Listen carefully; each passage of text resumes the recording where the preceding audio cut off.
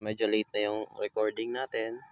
But let's discuss something na napansin ko. So, ito, nagkaroon siya ng dalawang shoot. So, it's not supposed to happen kasi isa lang yung seed niya.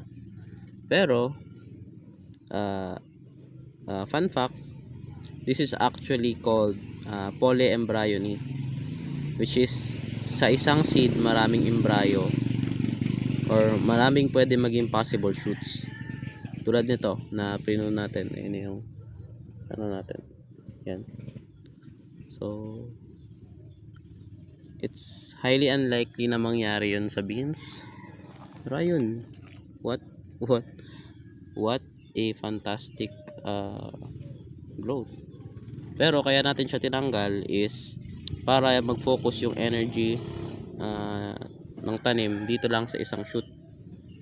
Kailangan dyan lang mag-focus yung energy niya. So, ano na to? Di na siya kailangan.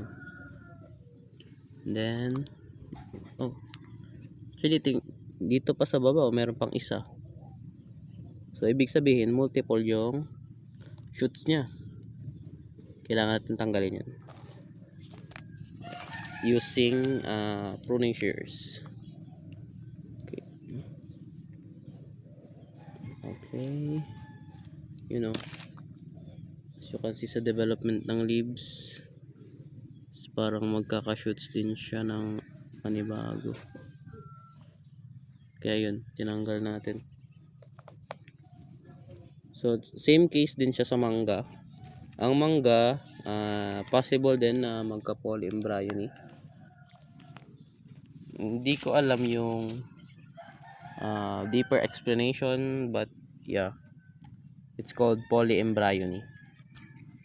Yun lang.